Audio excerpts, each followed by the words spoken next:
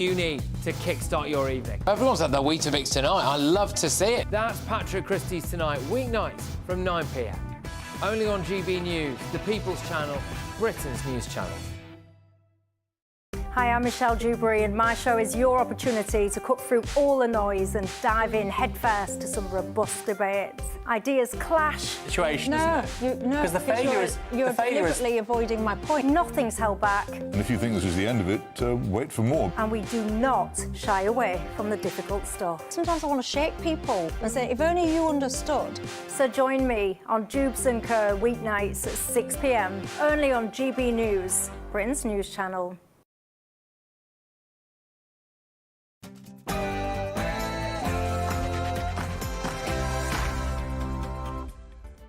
Good evening. Welcome to State of the Nation with me, Alex Armstrong. Tonight, we're going to be bringing you that bombshell trade deal between India and the UK. And as well, but also, by the way, the Prime Minister said it will boost the economy and deliver for British businesses and people. But as Indian workers coming to the UK will receive a national insurance break, while Brits suffer through the highest tax burden in generations, who is the real winner here? British taxpayers are set to pay £5 million a month to house Afghan nationals who have been refused asylum in the UK. This comes as the Home Office reportedly is struggling to deport asylum seekers back to Taliban-controlled Afghanistan. That's due to lengthy appeal processes. Will we ever get a grip of this crisis? And a damning new turn in the grooming gang scandal shows that since 2011, there have been just 500 convictions for thousands of victims across the country and 0 deportations. GB News can exclusively reveal. What will it take for the victims to get this stain off of Britain and get justice?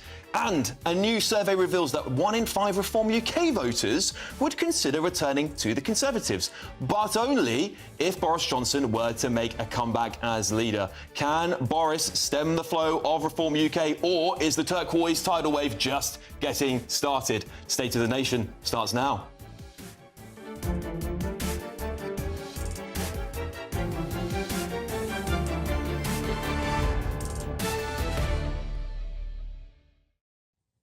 I'll also be joined by my panel, journalist and broadcaster Michael Crick and Deputy Editor of Conservative Home, Henry Hill. As ever, let me know what you think. Email or get in touch with us at gbnews.com/you'll say. But first, it's your news with Tatiana Sanchez.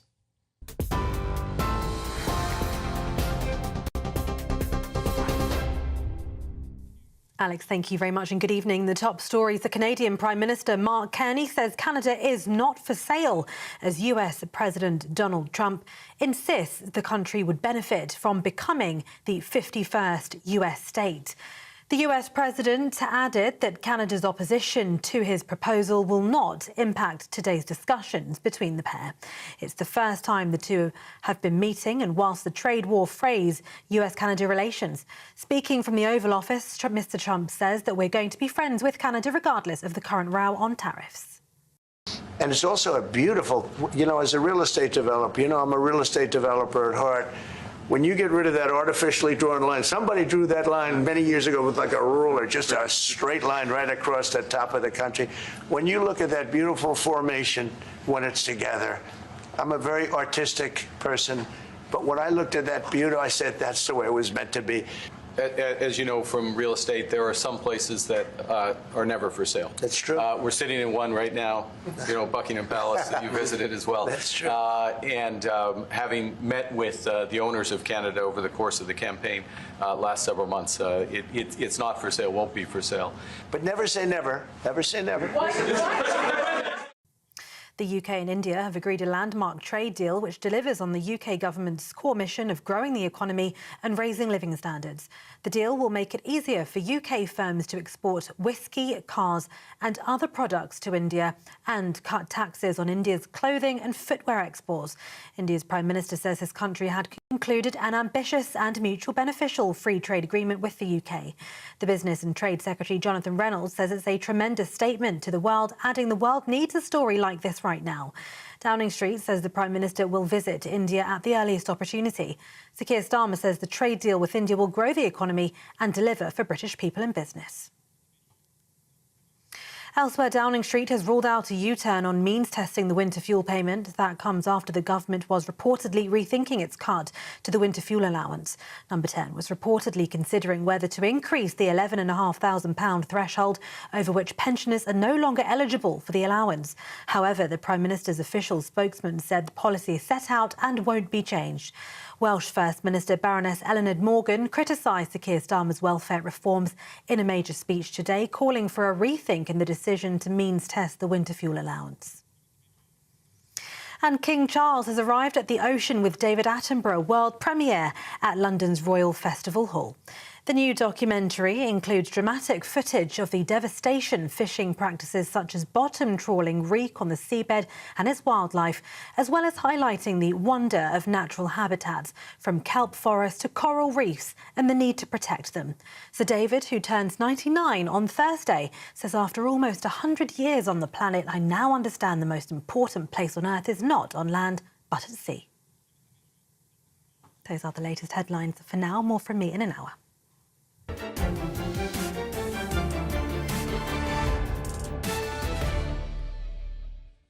Welcome back to State of the Nation. I'm Alex Armstrong, standing in for the eminent Sir Jacob Rees-Mogg. Well, Britain has been sold out once again. After suffering an historic defeat, Prime Minister Sir Keir Starmer said he gets it and vowed to listen to the concerns of the public. But quite obviously, he doesn't. Today, the Labour government has just hammered another nail into the coffin of British workers with their so-called landmark trade deal with India. Let's break this down, shall we? Indian workers can now come into the UK on skilled worker visas, and for 3 years, get this, they won't have to pay a penny in national insurance contributions. Yeah, you heard that right. 3 years of tax breaks handed to them on a silver platter. Meanwhile, British small businesses are being crushed under national insurance hikes, forced to pay more while foreign workers get a free pass. And don't let them fool you with the small print. The deal says British workers in India get the same exemption. Who's queuing up, though, to work in India? This is a one-way street, isn't it? Designed to flood the UK with cheap labour while British workers are left to fend for themselves again. The government says the UK's free trade deal with India will have no impact on the immigration system. But just take a look here at what Business Secretary Jonathan Reynolds said earlier today. Include any changes to our immigration system or lock in existing use of the visa system. That's done separately to our trade agreements. It opens up a small number of visas from an existing route for chefs and musicians and yoga teachers. Very, very small, about 1,800. So no changes to the system. That's about business mobility. That's about making it easier for people to come temporarily to the UK. So a whole set of wins for the UK on goods and services, but no changes fundamentally to our immigration system. Yeah, Delhi made this a non-negotiable condition of this deal, and Labour appeared to roll over like a puppy. India knows exactly what they're doing, siphoning millions back in remittances while we get nothing in return. In 2023 alone, remittances from the UK to India and other countries hit 9.3 billion. That's British money drained from our economy, and Labour's just opened the floodgates wider. What's worse is there's no requirement for employers to advertise jobs to British people first. And that's thanks to rules relaxed under Boris Johnson. Businesses can hire straight from India, undercutting local wages with workers who don't pay the same taxes. Well, the Home Office has been warning for years about the abuse of these skilled worker visas. Kebab shops claiming they need 10 chefs who magically turn out to be family members. And now Labour's making it easier. All while net migration is already at record post-Brexit levels. Now, they promised to reduce reliance on overseas workers, to improve training for Brits. Where's that promise gone now? It's buried under a forgotten manifesto pledges where the rest of them are. That's where. There are further questions to be answered as well, as to whether or not the government has now limited new skilled worker abilities to switch from their 3-year limited visa to another visa, i.e. student, health or social care. If it were the case that they haven't, that would mean they could extend their stay and receive indefinite leave to remain. This isn't a trade deal, is it? It's a sellout.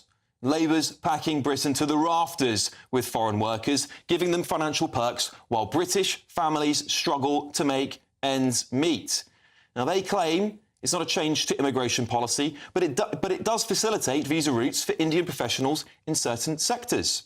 Call that what it is, in my opinion, a betrayal. The last government, under Liz Truss and Suella Braverman, told India no to these demands. Labour, seemingly, however, couldn't wait to say yes. And they're handing Commonwealth citizens, as we do, the ability to vote here, by the way. A demographic lever to pull, all while British workers are left out in the cold. This isn't governance, is it? It is surrender. And as ever, I want to know what you think about this topic. gbnews.com/you'll say, please get in touch with me. And let's go to my panel for commentary. Journalist and broadcaster Michael Crick and Deputy Editor of Conservative Home, Henry Hill. Henry, let's start with you on this. You know, a lot of the stuff I was talking about there is stuff that the Tories had worked on this trade deal. Of course, I said, you know, saying that Liz and Suella said no to this migration part of the deal. What's changed, do you think? Well, I mean, the government, for starters. I mean, what's remarkable is the Conservatives managed to keep saying no to this, even though give the seats with a strong Hindu vote are now the strongest Conservative seats in the UK. There must be some strategist in CCHQ who's thinking that Labour's new policy of more Leicester Easts isn't the worst thing for the party. One of the strange things about this is actually the inability to exactly pin down ministers on what exactly is going on. Because, for example, I recently, as in a few hours ago, was talking to Douglas Alexander and read out a section of the thing which says we're going to make it easier for dependents of these workers to come here as well. Now, this is always something that's under the radar a bit sometimes in the immigration debate. We talk about headline worker numbers and everything else, and then they'll have a right to bring dependents as well. And he just repeatedly insisted, no, that's completely separate. And I'm reading from the document on this trade deal. Couldn't say exactly what that was doing. Next, the government says this is strictly for a subcategory of Indian workers who are here temporarily on intra-company transfers, right? Now, one, in itself, that might be defensible. Double taxation understandings are common. These people will be paying taxes in India in theory. But how many companies do you know that are like international yoga conglomerates, where you do your posting in Britain, the British office of Yoga International for 3 years, and then you go back? Well, this is the big question, isn't it? Is whether or not we're going to have a lot of new foreign workers stay here permanently. And of course, we've been talking about migration for a long time, Michael, and it's been one of the top issues for British people across the country. When polled regularly, it's still coming up as one of the top issues. You know, migration levels were just starting to go down. Thanks to previous Tory party policy. Is this just like a betrayal of the essence of that? Keir Starmer says he wants to control migration. Surely this is going to push those numbers higher. Your whole coverage tonight is utterly hysterical and scaremongering and likely to pander. I don't know about that. I mean, this has been going on for generations, Michael. Pander to the worst kind of racist. Come on! I can't listen, Michael. Come on, we can't say that. People with genuine concerns over migration are not racist. But what we need is a calm debate, not the kind of language that you're using. And Jacob would never have spoken in that kind of language. Well, I'm not Jacob Rees. I know you're not, and more is the pity. Let's be calm about this. The numbers involved, the scale of the deal, of the trade deal, is huge, and the benefits to this country will be huge, and we should bear that in mind, and that will benefit all of us, will benefit benefit the whole population, and the number of extra visas is what, about 1,800. You've left out the fact that employers won't have to pay national insurance either, which of course is at a much higher rate than it is for employees. You've dismissed the reciprocal arrangements. I suspect if there was a trade deal like this with Australia, you wouldn't say a word. I mean, look, listen, I want the best deal for British people. Yeah. The reality is that foreign workers will come here and get a tax break. Meanwhile, Labour has slammed this country with the highest taxes for a generation. What do we say about that? A tax break for 3 years, yes, right? It's a long time. Well, it's a long time. Nonetheless, when you do a big deal like this, you do have to make concessions. And frankly, I think these concessions are worth making for the bigger deal. OK, well, I'll put this back over to you. At the end of the day, British people have voted time and time again. We had that historic Brexit vote, which, in my opinion, was a big immigration was a big part of it. We said we're going to take back control, and not only are we now opening the door to more visas, more migrants who might take skilled jobs from British people, we're not training British people, we haven't seen any policies on that, that now those migrants coming here will get a tax break. Is that a two-tier tax system? So the tax break thing is interesting because, of course, Michael is right that it is also excluding employers' national insurance contributions, but that means that overall these workers are cheaper to employ. And what you see, if you look at the Indian media about this, is that actually what that means is that some Indian service providers will be more competitive and so on. Now, I do think that there are cases to be made in limited circumstances for, as I said, I think reciprocal tax arrangements are perfectly sensible. If somebody is paying, it's basically the reverse of the non-dom thing. If someone is paying the equivalent of national insurance in India, fine. But I do think that there is a challenge with the fact that India is one of the worst offenders for not taking back people who overstay their visas, right? That's already a problem. Then there is the fact, as I said, that you do have this perception of a two-tier arrangement. And I think that this is a rod that politicians have made for their own back, because if they had taken action on getting immigration down in general, it would create more space in the public mind for specific deals like this. But because there's this general perception that politicians haven't got a grip on the problem, it makes it impossible to sell something like this. Yeah, and obviously the Tories rejected this deal multiple times because of the migration pact, because actually we haven't got British people going to work in India, do we? So actually it's not really reciprocal, is it? And that's the problem. It's reciprocal on paper, but who's queuing up to go to India, Michael? I've no idea, but the Indian economy has done much better than ours over the last few decades, is likely to do better than ours over future decades. The number of people going to India to work may well increase in the years ahead. I just think living standards in India are currently about 1/10 what they are here. No, yes, but there will be well-paid jobs that are more likely to become available in the years ahead because of the growth in the Indian economy that this trade deal will help.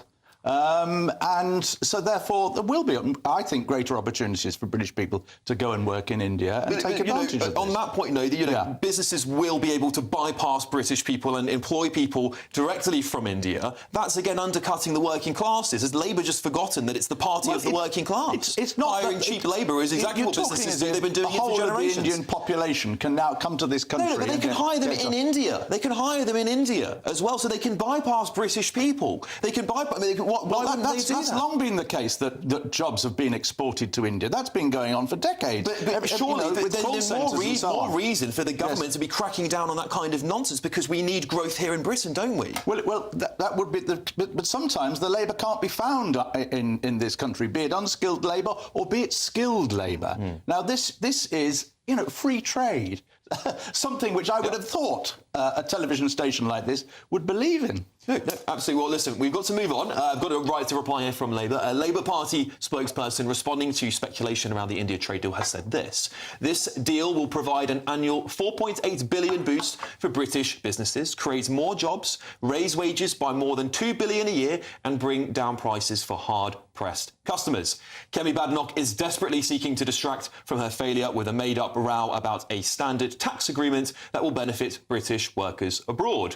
Where the Conservatives failed to seal the deal, Labour is putting more money in working people's pockets through our plan for change. OK, very fiery start to the show tonight. Coming up next, British taxpayers are set to pay £5 million a month to house Afghan nationals who have been refused asylum in the UK. That's as the Home Office reportedly struggles to deport asylum seekers back to Taliban-controlled Afghanistan due to those lengthy appeal processes. Will we ever get a grip of this crisis? I will see you for more of that after the break.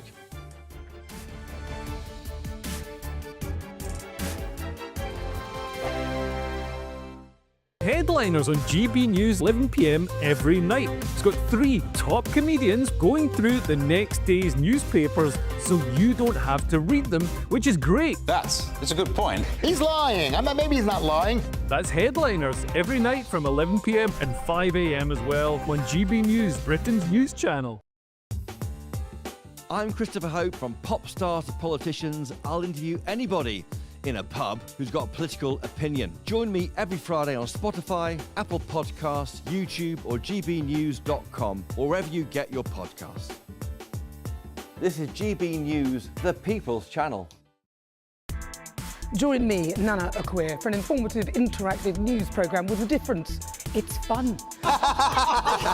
No, he didn't say that, Dave. I'm so surprised. I think there's an element of truth to that. Join me from 3 p.m. every weekend, only on GB News, Britain's news channel. GB News Breakfast, every day from 6 a.m. Can you find love in your twilight years? That's what we're asking this morning. Broadcaster Ryan Mark Parsons and former Conservative MP Anne Widdecombe join us now. Good to see you both this morning. Anne, let's start with you. Is 70 too old to date, do you think? 70 isn't too old for anything. Everybody ages at different rates, both mentally, physically, in the sorts of things they like. When you say to me, is 80 too late to, is 70, well, we might even say 80. It's too late to find love. The answer is just look around you. Lots of people have. But let me say right away, no, that's not an invitation. I've absolutely no ambitions in that area at all. Ryan Mark, what do you make of it? Do we need to stop putting a bar on ageing and dating? No, I don't think we should. I think once you get to such an old age, you really should be looking for love internally. I mean, you should self-love. I just don't see the point at 70 years old to be searching for love at that point. I think you should go on holiday somewhere. I think you should find love with the sunshine and a cocktail, perhaps, instead of looking for a man or a woman. I think at what point do you decide that, you know, love is not going to come around knocking on your door? And I think probably at the age of 70, that is when you should decide it's time to give up. I'm 24, living in London. I know how incredibly hard it is to find love. I don't know how anyone who has wrinkles and grey hair at the age of 70, over someone like me, could perhaps find love. I just don't think it's possible. I think it's a nice idea, but I think it's not feasible. And also, I don't think there's any point at that age. The People's Channel.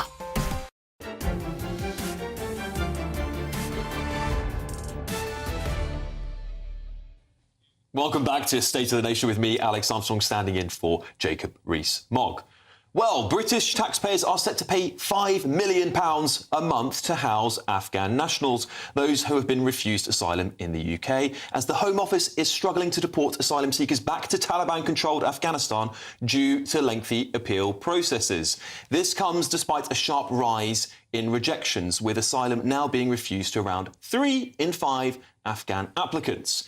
Asylum refusals with the right to appeal have since surged from 70 cases in 2023 to a staggering 2,666 last year.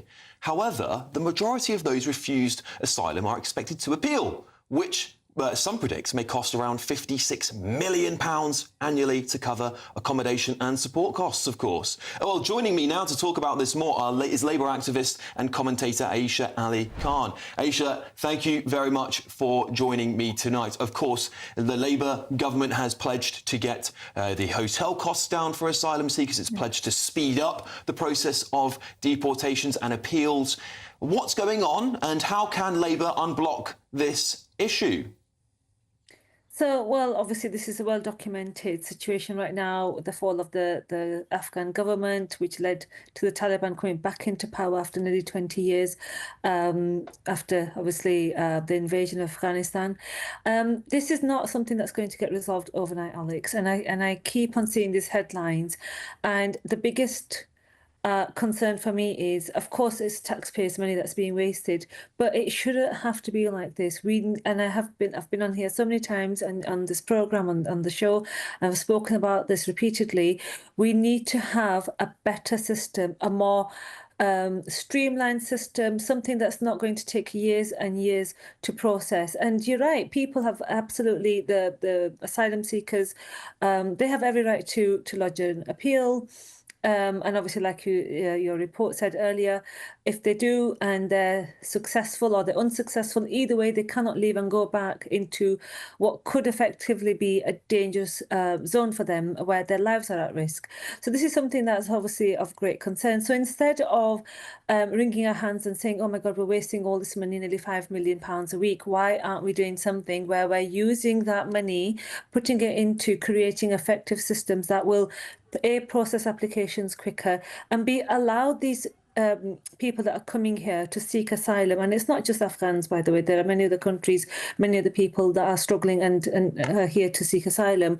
Let them contribute something back to society. Right now, whilst they're being kept in accommodation and so on, which, by the way, this idea that they live in luxury apartments and they're given all this money to spend, absolutely not true, Alex. They literally are given £50 for accommodation without food, or £10 a week for accommodation that provides food. And out of that money, they have to pay for things like travel, things like sanitary products, things like, buying clothes, etc. So it's not as though they're living here. They're living in the lap of luxury when they come here. But it's not fair for them, and it's not fair for the rest of us who basically pay our taxes and contribute. We need a system, and I really hope Yvette Cooper, obviously it's not been a year since the Labour Party were elected, so I really hope that we are going to put something into place very soon that's going to address the injustice of just living in limbo, because until your appeal cases are heard, you don't know whether you've got asylum, you don't have asylum, you can't get on with your life, you can't start a family, you can't do anything, you're trapped. And I think that's really unfair. And it's unfair on people as well, like, these hotels and living in accommodation that could be better utilised for people who are contributing, and allow these asylum seekers to contribute as well, which is what they want to do in the first place. OK, Aisha Ali Khan, Labour activist and commentator, thank you for coming on the show tonight. I'm going to go to my panel now. Journalist and broadcaster Michael Crick and Deputy Editor of Conservative Home, Henry Hill. Michael, obviously this backlog is massive. The Tories had failed to get a grip of the asylum backlog for a very, very long time while they are in power. This is seemingly a never-ending cycle now, because if they can't be deported back to Afghanistan, then we have to, and they can't have their asylum claims processed or have been rejected. They have to stay here anyway. So what is this? How do we fix this limbo that those asylum seekers are in? I've no idea, but I do think that Aisha spoke a lot of sense there. It is an incredibly complicated issue. And if I was living in Afghanistan right now, or indeed if you were, or if Henry was, we would not be popular with the regime. We, I suspect, would be tempted to go to some Western country to seek asylum. And then we would run up against all sorts of problems there. So it is, see it from the other person's point of view rather than spend the evening kicking foreigners, shall we? I don't think we're not kicking forward, we're just kicking the asylum. One item after another so far. It's very, very complicated. There are no simple answers. And Aisha's right. If the government needs to do all it can, and I'm sure it is trying really hard to speed things up, to make it easier to sort this out. But at the end of the day, a lot of these people, you can't just simply put on a plane to Afghanistan and leave them there. I mean, the plane would never be allowed to land in Afghanistan anyway. So, there are no simple answers. So Henry, listen, this backlog has been going on back to the Tory times, of course, and it's one of the reasons many people believe that the Conservative Party lost the election, the failure to grasp the boats problem. What do we do here? This is a very, very difficult situation where our legal system is saying they can't be removed, we can't send them back to Afghanistan, they have had their asylum rejected. What would the Tories do if they're in power? What should they do? Well, I mean, what the Tories would do is much the same as this, right? I mean, let's be honest, criticise the Tories on this a lot. Ultimately, there's a few factors here. One, refusal of the Treasury, as ever, complete refusal to do capital investment and build a purpose-built asylum estate, right? Which means that it has to go and buy or rent housing on the market. And because we have a housing crisis, that's quite expensive, which means it ends up outbidding people for hotels. And now we're hearing from Labour for private rented accommodation as well. It's going out in circos buying up stuff from landlords. So that's a cost, and it's also a problem. It disperses it, means it's easier to abscond, and so on. We don't want them to work because that makes it even easier for them to abscond, and it basically turns it into it bypasses the immigration system we have for legal immigration, right? Economic migration has its own route. Ultimately, there is no way of resolving this without changing Britain's the fundamental law underlying this, right? Yes, you can speed up the process. Yes, you can assign more caseworkers from the Home Office side of things, but ultimately, you do need a tougher returns regime, because ultimately the initial refugee convention was drawn up with the conception of the Kindertransport, right? A specific group of people facing very specific persecution, and in quite small numbers. And now you've basically got the position where, of course, there's millions of people, tens of millions of people who live in countries that aren't pleasant places to live and who would understandably want to come to another country and live there. But that doesn't mean that they should be able to, because our system is not set up for that. Yeah. So where would you return them to, Henry? Depending on where they're from, the country of origin. Well, Afghanistan. Yeah, the country of origin. How are you going to get them there? Well, if we can't return them, you're going to return to the nearest place in Europe they came from. If you literally can't return them to Afghanistan because Afghanistan won't let them, that's one category of problem, and then you probably want to be coming up with something like a more expansive version of Rwanda where you pay another country to take them.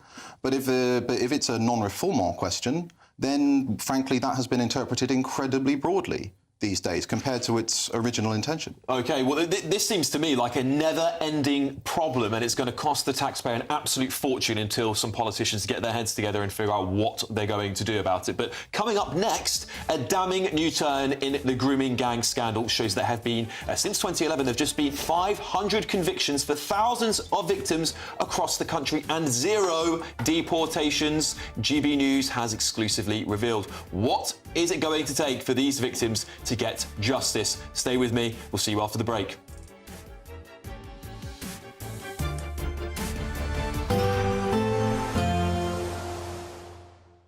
Dinner under the stars tonight? That reminds me of our travel insurance. You mean All Clear Skies? All Clear Travel Insurance sponsors GB News Travel Destinations Forecast. Hello, if you're off to Greece in the next few days, it's good news. There's some hot sunshine on the way. Elsewhere, though, changeable with showers and particularly unsettled across Madeira on Wednesday with some stronger winds and longer spells of rain. Scattered showers also across parts of Iberia, but the heaviest thunderstorms across northern Italy and the Balkans on Wednesday, perhaps giving some flash flooding in places.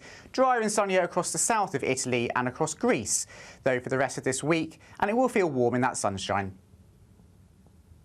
All Clear Travel Insurance sponsors GB News Travel Destinations Forecast. Hello again, very good evening to you. I'm here with your GB News weather update coming to you from the Met Office.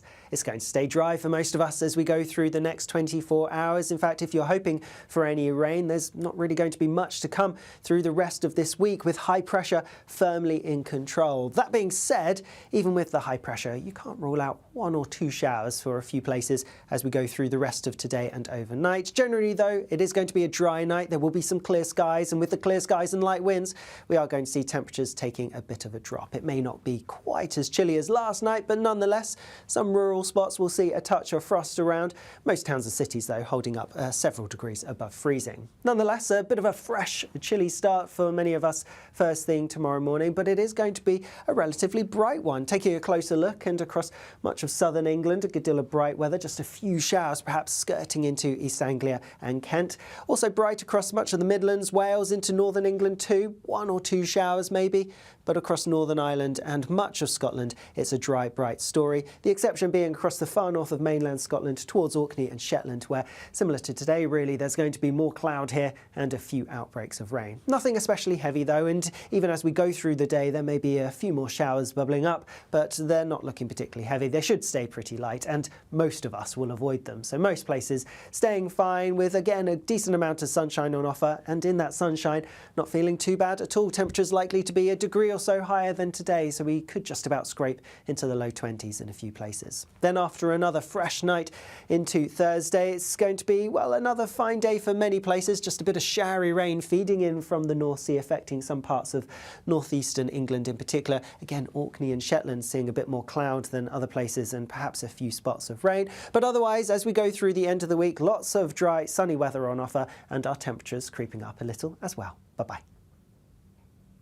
Westminster, the ultimate clique. And you're fighting like rats in a sack. But here on the Camilla Tominey Show, we ask the questions the establishment media is too scared to ask. OK, let me ask you a straight question, because I know you're a straight-talking politician. Whether it's net zero, illegal immigration or law and order, nothing is off limits. You had the power then.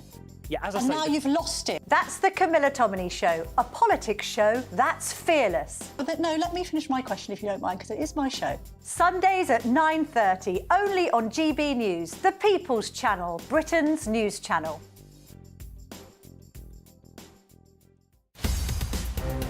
In the GB newsroom, we bring you the news as it happens. With our team of dedicated journalists across the UK, we're ready to keep you up to date with what's happening every half an hour, every single day. Bulletins here on GB News, the People's Channel, Britain's news channel.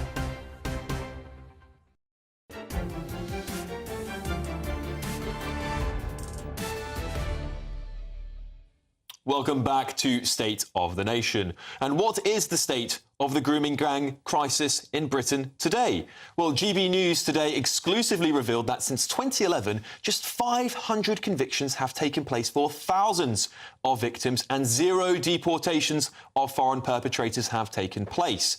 Labour promised action after renewed media pressure from GB News earlier in the year. Promises were made, including an audit by Baroness Casey for tougher policing, legal reforms, and, of course, those 5 local inquiries on top of a litany of other things. Home Office Safeguarding Minister Jess Phillips robustly denied claims that the government has avoided addressing this problem because of cultural sensitivities. And the Prime Minister's spokesman today gave assurances that they are committed to bringing the perpetrators to task. But with such small numbers seemingly seeing consequences, when and how will the victims really see justice? Let's go now to GB News Investigates reporter Charlie Peters. What are they not telling us about grooming gangs? That'll be the question in households right across the country, because for so long there hasn't been that sufficient investigation into this scandal. And in January, the Home Secretary, Yvette Cooper, said there would be a 3-month rapid audit by Baroness Louise Casey. It's not been delivered on time. But GB News has partnered with some independent researchers to develop our own dossier, exposing for the first time the national extent of this crisis. And you can see it's affected corners all over the country, from Plymouth right up to Carlisle, some 50 different towns and cities where this form of child abuse has been recorded. And the darker the area on the map, the greater the intensity of gang activity and the higher the number of convictions. Now, if we zoom in further into the north of England, you can see the greatest intensity and severity of this abuse, with the shaded areas for suspected gang activity. Many of the information that you're seeing on the screen now and available on the GB News website is completely exclusive to this channel, having been shared directly from survivor testimony or in other government reports and transcripts not seen before. You can also see the number of convictions across the entire country: 65 in Rotherham, 500 in total, and that's from the first conviction in 2007 right up until February of this year. But we've also found thousands and thousands of survivors, suggesting that the amount of justice delivered is nowhere near what's actually required. We've also found evidence of abuse stretching back over 5 decades. And this is what we've brought in, which is completely brand new, never seen before, which is a full trafficking and network analysis piece of information, because we've always thought about this scandal as being localised, separate areas, but this is showing truly the links between different organised criminal gangs, how survivors were moved around for abuse, and also how perpetrators crossed often hundreds of miles in order to facilitate child sexual exploitation. And let's go further into the north here, and you'll see just how intense those trafficking and abuse movement networks are in the north of England. Just 2 areas on this map have had local reviews. That's Rotherham and the Greater Manchester Combined Authority. But when you look around, these links between abusers and these movements of victims to facilitate the abuse is so widespread. And that's why we've had significant demand from opposition and survivors calling for that full national inquiry. The GB News Abuse Gangs dossier shows just how widespread this national scandal truly is. Yes, thank you, Charlie. I've now been joined by Director at Pickthall House, Mustafa Varsi, along with my panel, journalist and broadcaster Michael Crick, and Deputy Editor of Conservative Home, Henry Hill. Mustafa, I'll come to you first, of course. What do you make of that exclusive news that GB News has shared today? 0 deportations, only 500 convictions. It's not enough, is it? No, it's an absolute travesty. It's a complete disaster. It's also telling and particularly tragic that you require, on the one hand, the whole scandal was brought back into the spotlight as a result of a billionaire across the Atlantic making it public over Twitter. This is incredibly shameful for the country and our ability to govern ourselves. And secondly, the fact that despite a quick audit that was supposed to take place in 3 months and be released in March by Baroness Casey, that has been delayed all the way up through to May, the delaying of a national inquiry, given that we just don't know the facts on the ground, we don't know many of the causes, we don't know many of the perpetrators, we don't know the extent of the damage, and we don't even know very well how these criminal gangs operate. I mean, all of this together sounds like an incredibly lackluster and disastrous response from the government, and it hurts nobody more than first and foremost the victims, the girls and their families, but also the minority communities themselves who've been unfairly tarnished as a result of the opacity with which things have been conducted, and also the public at large, given the sort of gradual and steady erosion of trust in public institutions and their ability to deliver value for the people. You know, I mean, obviously a lot of criticism has been placed on Labour's doorstep on this issue. The Conservatives were in power for a very long time and didn't do very much. We'll talk about that with Henry very shortly. But isn't the reality that many people today feel that Labour is still scared of its own shadow on this? It's worried. They're saying it's worried about cultural sensitivities. Do you think that's still the case? It's hard to know exactly, but there's certainly some evidence to suggest that seems to be the case, or at least that was the case when looking at local council activity or local councils turning a blind eye to things that took place in Bradford and Rotherham. It's incredibly delusional because it hurts nobody more than I mean, well, apart from the victims themselves, apart from them, these sort of cultural sensitivities hurt nobody more than sort of innocent, hardworking Pakistani British people who want nothing more than to be done with this and no longer tarnished under the same brush. If, for example, right, like, I mean, if you put put yourself in the shoes of a random person living in the north of England, with a young daughter, if you are certain that justice has been carried out, that all the perpetrators have been put either deported or sent to prison, then you have no reason to fear the Pakistani communities in your area, because you believe that everybody's playing by the same rules, everybody's fair. However, if you feel like that is not the case, you get this overwhelming sense that they still walk among us. Correct. Which naturally results in a suspicion, a mass suspicion of communities as a whole. And so, I mean, speaking even for the minority communities, this sort of paternalistic, patronizing, cultural sensitivity on the part of I would say both the Labour and Tory governments, to be totally honest, sort of hurts everybody involved. Sure. There are no winners here. OK. Michael, I'll bring it to you next here. There's lots of criticism that Labour, Sir Trevor Phillips has said this as well, is scared of cultural sensitivities. That's why it's dragging its feet on this. It's scared of losing its Muslim vote, perhaps. What do you make of those criticisms by commentators like Sir Trevor Phillips and others in the media? I fully agree with them. That may surprise you, given what I said earlier in the programme. But I've said when Charlie Peters started doing his work for GBNews, a couple of years ago, I publicly said, I publicly lauded it, and I said that other media outlets should be doing the same. In fact, that it was shameful on our profession that we weren't. Now, Channel 4 the other day did a very good documentary, and they're to be lauded for that. But this has had far too little attention amongst broadcasters and the media as a whole.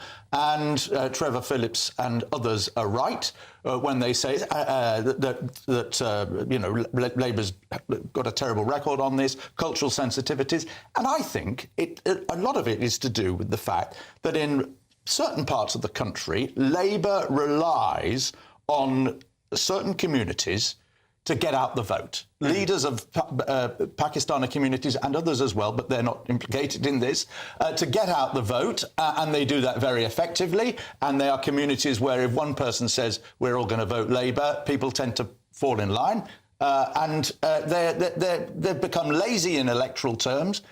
So that is another reason why this has happened. And frankly, we do need a national inquiry. We need to crack down on the failure of the police and other groups to keep proper figures on this. I mean, the whole thing is a absolute scandal. Absolutely. And it makes my blood boil, actually. The more I read about it, the more I hear about it. It is utterly shameful the way in which the Labour Party has behaved on this, and frankly the Conservative Party before it too. Let's just go to Jess Phillips's comments quickly here on tape. Agree with that. What I would say is, politically, the easiest thing for me to have done in this situation would have been to capitulate. But I don't think it's the right thing to do. I believe that I believe from my years of work and speaking to the victims and working in Telford with those victims about what changed afterwards, I believe, genuinely, I wouldn't do it.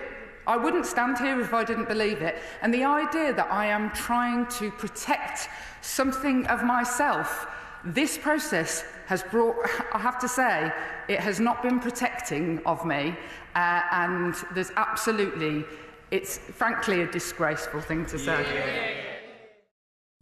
Yes, Henry, you saw Jess Phillips' comments there, but we can't not talk about the Conservatives' role in this, can we? I mean, the Conservatives have a lot to answer for as well. They sat on this for a very long time. They didn't implement any of the J recommendation, the report of the J report.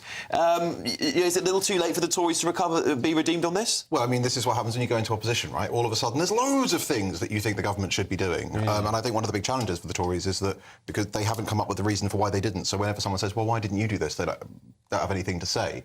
But it's a sign of, I think, how powerful the groupthink was. On most issues, for all the talk of a lurch to the right by the Tories, them and Labour agree on most things most of the time, still do. Yeah, perhaps there's a lot more to be spoken about that over the years as the Conservative Party's got to find new ground now, hasn't it? But coming up next, a new survey reveals that 1 in 5 Reform UK voters would consider returning to the Conservative Party, but only if Boris Johnson were to make a comeback as leader.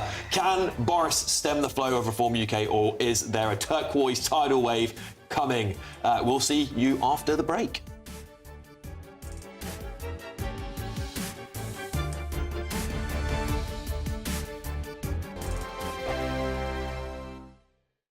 We're proud to be GB News, the People's Channel, and as you know, we always love to hear your views. Now, there's a new way of getting in touch with us at gbnews.com/yoursay. By commenting, you can be part of a live conversation and join our GB News community. You can even talk to me, Bev Turner, or any of the members of the GB News family. The royal family is an enduring symbol of tradition, unity and pride for Britain. At GB News, we celebrate what makes this country great. In our new royal newsletter series, you can join me, Cameron Walker, for Inside the Palace, an exclusive look every week that takes you beyond the gates and brings you the very latest from those at the heart of the monarchy. Never miss a royal moment again. Sign up now. Go to gbnews.com/royal newsletter and get the latest straight to your inbox. Exciting news. Every Friday, my Patrick Christie's Tonight Show is going to have a twist to it. We're welcoming some special guests. You. That's right, on Fridays, I'm going to be doing my show in front of a live studio audience because this show is about you and what you have to say. It's going to be the same big debates, same big topics, same big opinions. But every Friday night at 9 p.m, you are invited to come on down to Patrick Christie's Tonight to be a part of the action. Only on GB News, the People's Channel, Britain's news channel. Hi, I'm Michelle Dewberry, and my show is your opportunity to cut through all the noise and dive in headfirst to some robust debates. Ideas clash. Situation, no, Because the failure is... You're deliberately avoiding my point. Nothing's held back. And if you think this is the end of it, wait for more. And we do not shy away from the difficult stuff. Sometimes I want to shake people and say, if only you understood. So join me on Jubes & Co. weeknights at 6 p.m, only on GB News, Britain's news channel.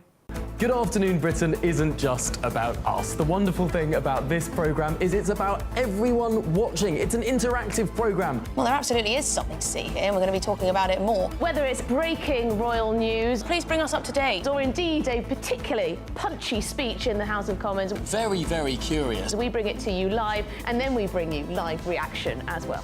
That's Good Afternoon Britain, weekdays from midday. Only on GB News, the People's Channel, Britain's news channel. Headliners on GB News 11 p.m. every night. It's got 3 top comedians going through the next day's newspapers so you don't have to read them, which is great. That's a good point. He's lying. Maybe he's not lying. That's Headliners every night from 11 p.m. and 5 a.m. as well on GB News, Britain's news channel. I'm Christopher Hope. From pop stars to politicians, I'll interview anybody in a pub who's got a political opinion. Join me every Friday on Spotify, Apple Podcasts, YouTube or gbnews.com, or wherever you get your podcasts. This is GB News, the People's Channel.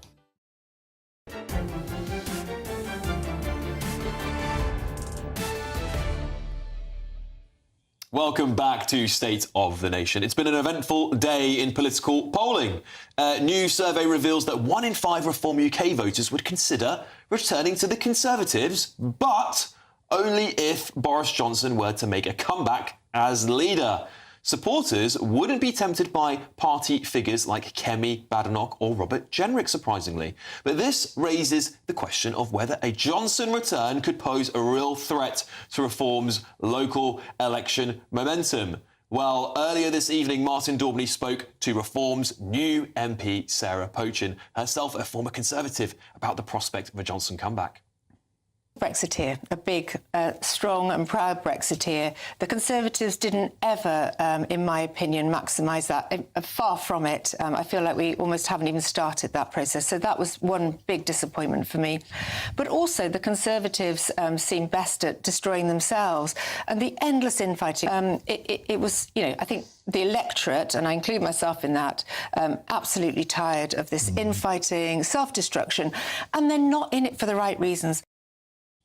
Very interesting stuff, eh? Well, in other news, young Britons now appear more supportive of the death penalty than older generations. 55% of 25 to 30-year-olds back capital punishment compared to just 49% of those aged 64 to 74. Women also show stronger support than men at 56% versus 52%. What a shocker. So, could Boris Johnson be the one to issue the death penalty to Reform? Let's go to my panel now. Journalist and broadcaster Michael Crick and Deputy Editor of Conservative Home, Henry Hill. I've got to start with you on this one, Henry, because, you know, being the editor, Deputy Editor of Conservative Home, would you like to see a Boris comeback? Could he save the Conservative Party? No. I mean... every time this happens, I get people who think of themselves as right-wing Conservatives will come and shout at me for not being pro-Boris. And it doesn't matter how many times I point out that his net impact was tripling net immigration and banning sugar. Of course, sky-high taxes as well. And sky-high taxes. And, you know, after he ran on a manifesto in 2019, which consisted of, you know, spending a lot more public money. You know, none of these things... They're not Conservative, are they?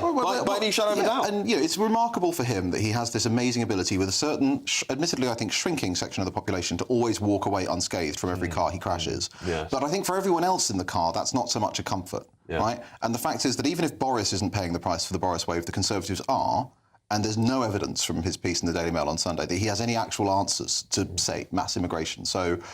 I can't rule it out completely, but I think it would not save the Conservative Party. Michael, I wouldn't hasten to guess if you would like to see a Boris comeback, but I assume the idea would send shivers down your spine. But do you... let's maybe change the question then. Do you think Boris could save the Conservative Party, given their lacklustre leadership? No.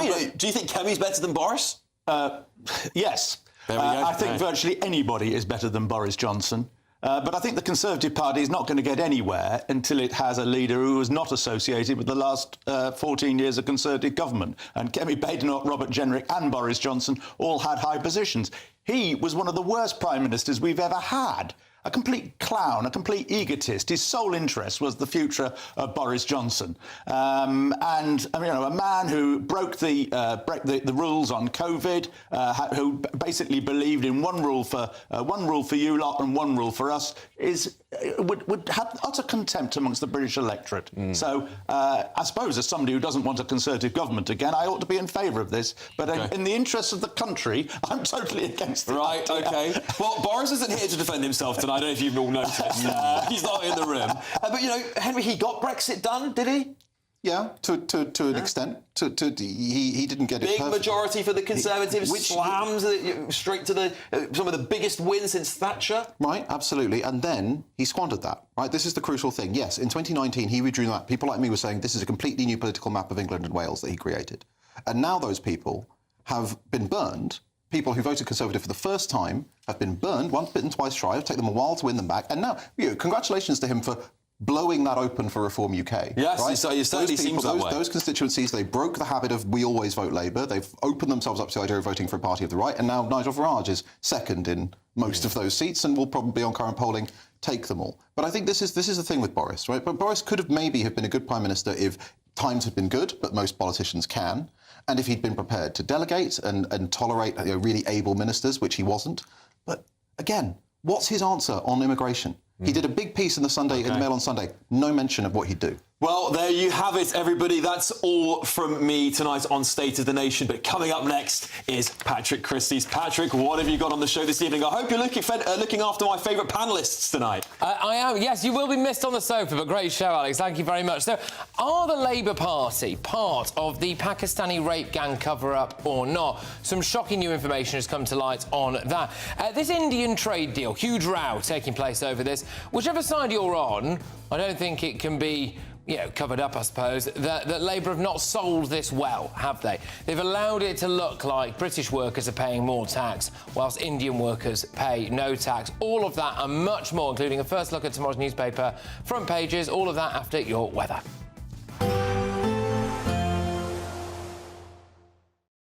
Expect a warm front, moving from the kitchen right through to the rest of the house.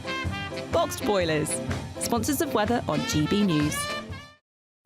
Hello again, very good evening to you. I'm here with your GB News weather update coming to you from the Met Office. It's going to stay dry for most of us as we go through the next 24 hours. In fact, if you're hoping for any rain, there's not really going to be much to come through the rest of this week with high pressure firmly in control. That being said, even with the high pressure, you can't rule out 1 or 2 showers for a few places as we go through the rest of today and overnight. Generally, though, it is going to be a dry night. There will be some clear skies, and with the clear skies and light winds, we are going to see temperatures taking a bit of a drop. It may not be quite as chilly as last night, but nonetheless, some rural spots will see a touch of frost around. Most towns and cities, though, holding up several degrees above freezing. Nonetheless, a bit of a fresh, chilly start for many of us first thing tomorrow morning, but it is going to be a relatively bright one. Taking a closer look, and across much of southern England, a good deal of bright weather, just a few showers perhaps skirting into East Anglia and Kent. Also bright across much of the Midlands, Wales, into northern England too. 1 or 2 showers maybe. But across Northern Ireland and much of Scotland, it's a dry, bright story. The exception being across the far north of mainland Scotland towards Orkney and Shetland, where, similar to today really, there's going to be more cloud here and a few outbreaks of rain. Nothing especially heavy though, and even as we go through the day, there may be a few more showers bubbling up, but they're not looking particularly heavy. They should stay pretty light, and most of us will avoid them. So most places staying fine with, again, a decent amount of sunshine on offer, and in that sunshine, not feeling too bad at all. Temperatures likely to be a degree or so higher than today, so we could just about scrape into the low 20s in a few places. Then after another fresh night into Thursday, it's going to be, well, another fine day for many places. Just a bit of showery rain feeding in from the North Sea, affecting some parts of northeastern England in particular. Again, Orkney and Shetland seeing a bit more cloud than other places and perhaps a few spots of rain. But otherwise, as we go through the end of the week, lots of dry, sunny weather on offer, and our temperatures creeping up a little as well. Bye-bye.